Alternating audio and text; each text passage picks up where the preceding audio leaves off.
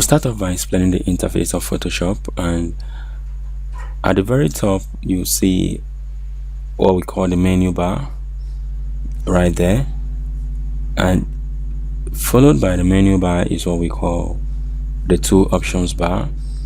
The horizontal bar you see immediately after the menu bar there. By the way, this is Photoshop CX6, and you can use any version you want. I think the interface is quite similar, so we are just going to continue with this. If you have the latter version, which is CC, you can also use, but I choose CX6 because it's more preferred.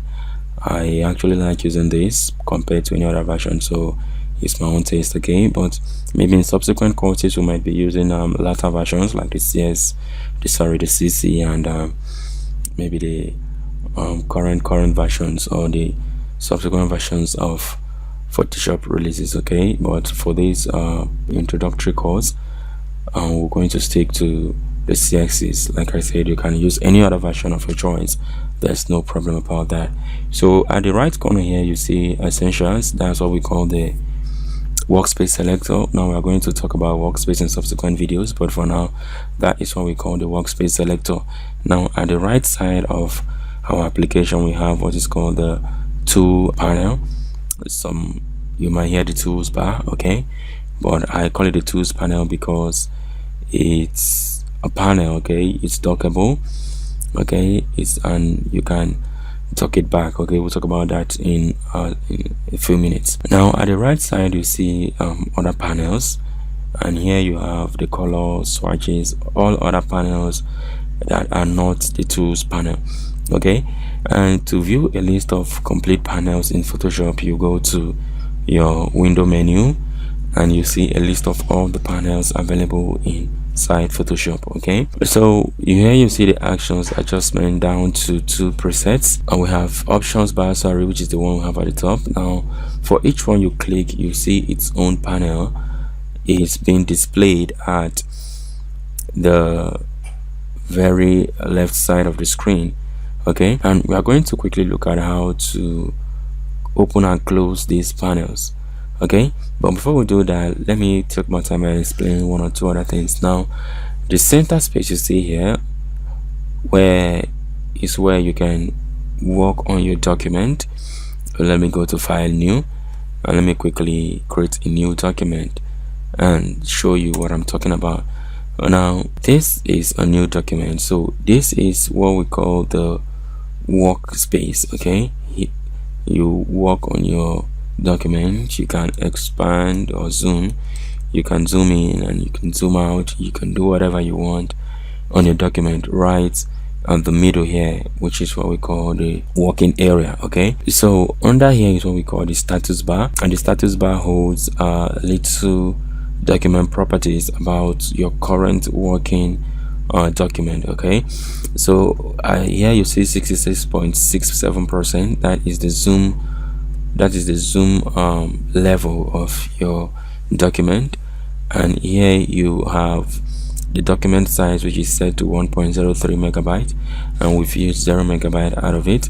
So here you see other things you can preview on the status bar with regards to this particular document that we are working on, okay? So here you have other tools or panels rather. You have other panels down here which we might be or might not be talking about, but let's focus on the ones that are more important for now. In subsequent videos we're going to talk about those ones. So right here we have our panels, like I said, and one thing about Photoshop is you can dock a panel and dock it back to its current position or to anywhere of your choice. We're going to look at that in subsequent video. And one I want to tell you is in Photoshop you can open as many documents as you want. It tabs the document, okay? That is one interesting feature that I like about Photoshop.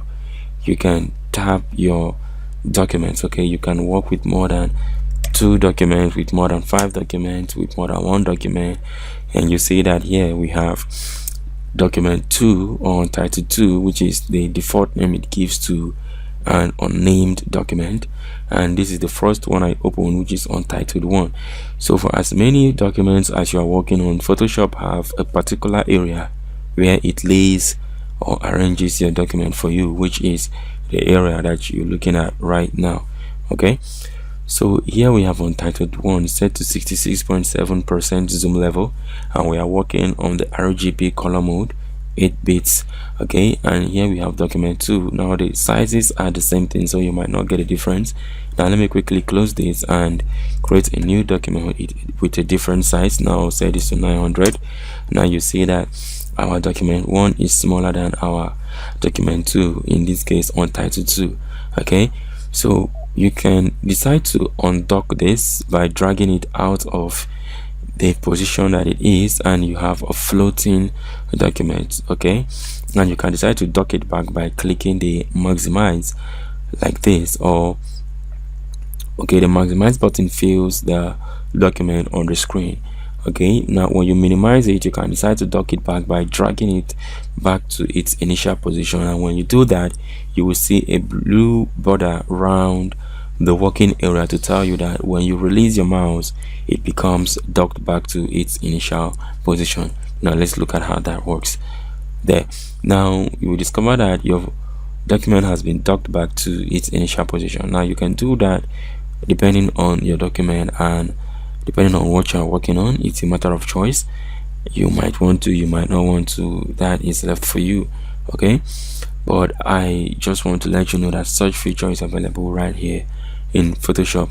Now there are some other things you can do in Photoshop with regards to working with multiple documents, which you are going to look at in subsequent videos. But till then, let's talk about the panels in details in our next video.